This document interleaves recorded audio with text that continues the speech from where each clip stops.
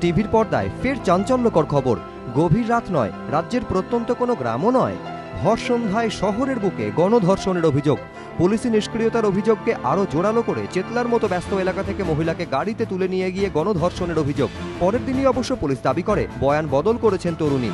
পুর ও নগরোন্নয়ন মন্ত্রীর পরামর্শ, খবর সম্প্রচারের ক্ষেত্রে আরও দায়িত্ববান হতে হবে সংবাদ মাধ্যমকে, দিতে হবে চেতনার পরিচয়। যে কোনো ধর্ষণ বা যে কোনো অন্যায়টা অন্যায়।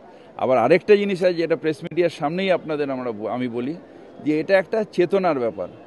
অনেক জায়গায় আছে যে এইগুলো দেখিয়ে দেখিয়ে, যেরকম চেতলার ব্যাপারে অন্যায় হয়েছে, সেখানে প্রেস মিডিয়ার কী রোল ছিল, সেখানে কেন ক্ষমা চাওয়া হলো না, একটা অঞ্চলকে কেন বদনাম করা হলো।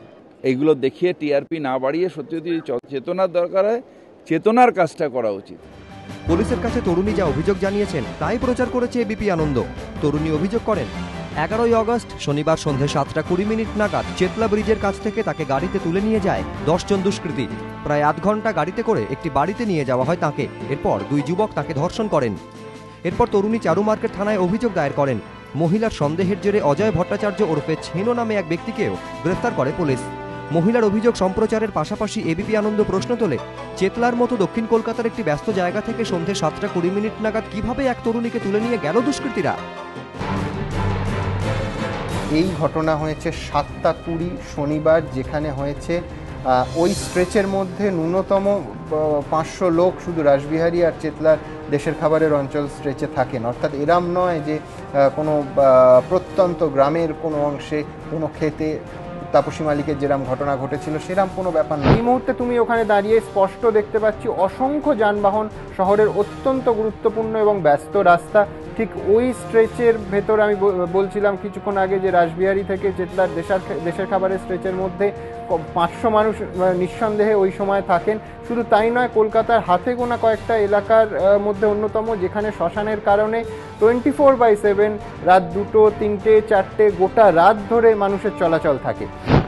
দেখো সুমন, তুমি দেখতেই পাচ্ছ যে আমরা এখন ঠিক যে জায়গাটা দাঁড়িয়ে রয়েছি, চেতলা ব্রিজ থেকে ঠিক নামার মুখে, অর্থাৎ চেতলা পার্কের দিকে যাওয়ার রাস্তায়, এবং বহু গাড়ি এখানে এই মুহূর্ত দিয়ে যাচ্ছে। রাস্তা দিয়ে বহু মানুষ হাঁটাচলাও করছেন। তো ঠিক মহিলার যেটা অভিযোগ যে এই জায়গাতেই ঘটনাটা ঘটেছে শনিবার দিন সন্ধ্যে 7:20।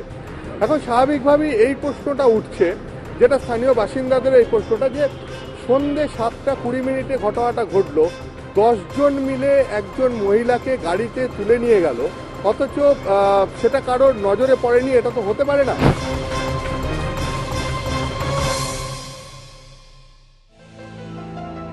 আটচল্লিশ ঘন্টা কাটতে না কাটতেই পুলিশ দাবি করে বয়ান বদল করেছেন অভিযোগকারিনী। পুলিশের দাবি, তরুণী জানিয়েছেন ধর্ষণ হয়নি, চাপের মুখে গণধর্ষণের অভিযোগ করেন থানায়। সেই খবরও সম্প্রচার করে এবিপি আনন্দ। পাশাপাশি প্রশ্ন তোলে, কার চাপে বয়ান বদল তরুণীর? কেন অভিযোগকারিনীকে প্রকাশ্যে না এনে তার বয়ান বদলের দাবি করছে পুলিশ? অভিযোগকারিনী জানিয়েছেন, বিভিন্ন সময়ে তাকে উত্ত্যক্ত করলেও ঘটনার সময় ছিলেন না অজয় ওরফে ছেনো। তাহলে অভিযুক্তকে আটক না করে গ্রেফতার করা হলো কেন? গ্রেফতারের পিছনে কি কোনো চাপ ছিল? চাপ থাকলে কার? সরকার নাকি শাসক দলের? উত্তরের জন্য কেঁচো খুঁড়তে গিয়ে বেরিয়ে পড়ে কেউটে। অভিযোগ, তৃণমূল বিধায়ক তথা মন্ত্রী অরূপ বিশ্বাসের গোষ্ঠীর সঙ্গে শোভনদেব চট্টোপাধ্যায়ের গোষ্ঠীর অন্তর্দ্বন্দ্বের জেরেই এই কাণ্ড। জামিন পাওয়ার পর সেদিকেই ইঙ্গিত করেছেন অজয় ভট্টাচার্য ওরফে ছেনো। এবিপি আনন্দ।